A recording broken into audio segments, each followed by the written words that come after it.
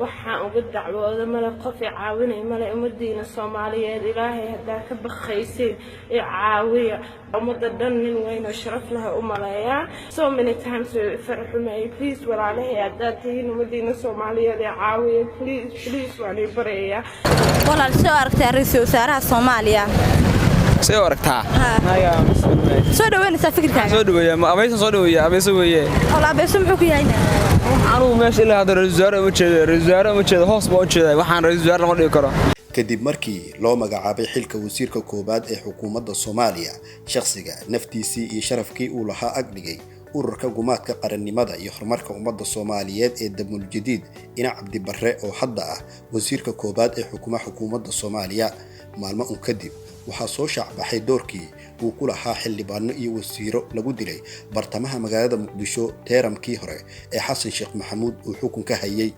balse hadda arrintaas mid ka weyn oo ka murugo iyo walwal badan ayaa helnay xogtooda taasi oo ah in laba gabar oo ka soo kala jeeda beelaha Habargidid iyo Majarteen uu muddo dheer qudbasiro ku qabay hase yeeshee uu inkiray labadaasi haween iyo ubadkii ay u kala dhaleen walow aysan cadeyn in uu furay kadib markii uu xukunka xilka wasiirka koobaad loo magacaabay xogta aan helna ayaa sidoo kale waxay daaha ka rogaysaa in dhowr mar oo kala duwan ay la xiriireen xaasaskii uu qudbasirada ku qabay Barre oo hadda ah ra'iisul wasaaraha xukuumadda Soomaaliya balse uu iska fogeeyay si uu u ilaashado sharafkiisa iyo jagada uu hayo ee ah ra'iisul wasaaraha xukuumadda Soomaaliya waa maxay sharafta uu iska ilaalinayo Xamza Cabdi Barre maadaama labadan gabar uu markii uu la hasaaway been kula hasaabay taasi oo keentay in ay arruur u dhalaan isla markaana ugu dambeyn ku soo biyo shubatay in uu ku inkiro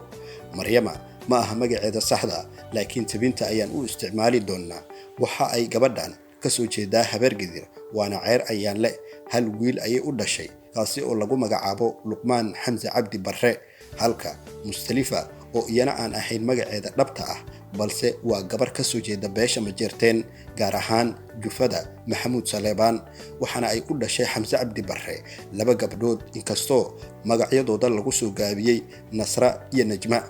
Mustalifa iyo Xamza Cabdi Barre ayaa isku bartay kulan doodeed lagu qabtay Garowe halkaas ayuu ka bilowday xiriirkoodii ugu dambeynna qudbasiro ayuu ku soo biishubtay laakiin hadda waxa ay wajahaysaa murugo iyo sidoo kale walwal aad u xoogan isla markaana cabsi weyn ay ka qabto in ehelkeedii ay deeriyaan waana arrin murugo iyo wax fool xun ay tahay in ra'iisul wasaare Xamza Cabdi Barre uu inkiro xaasaskii uu qarsoodiga ku qabay in muddo ah iyo ubadkii ay u dhaleen inkirmaada iyo beenta waa mid lagu yaqaano Xamza Cabdi Barre waa sida ay sheegeen qaar ka mid ah dadkii uu la soo shaqeeyay isla markaana qaarkood ka agdhawaa ehel ahaan hadda oo uu filla Soomaaliya dhex fadhiyo ra'iisul wasaare Xamza Cabdi Barre yahayna ra'iisul wasaaraha xukuumadda Soomaaliya ayaa laga yaabaa in jariimooyin waaweyn uu u geysto qaranka iyo shacabka Soomaaliyeed sida laga dheehan karay warkii xanafta lahaa ee uu ka horjeediyay boqolaal shacab Soomaaliyeed iyo mas'uuliyiin isugu jira kuwaas oo qaarkood aad uga carooday sidii qaldaneed ee uu kaga horsheegay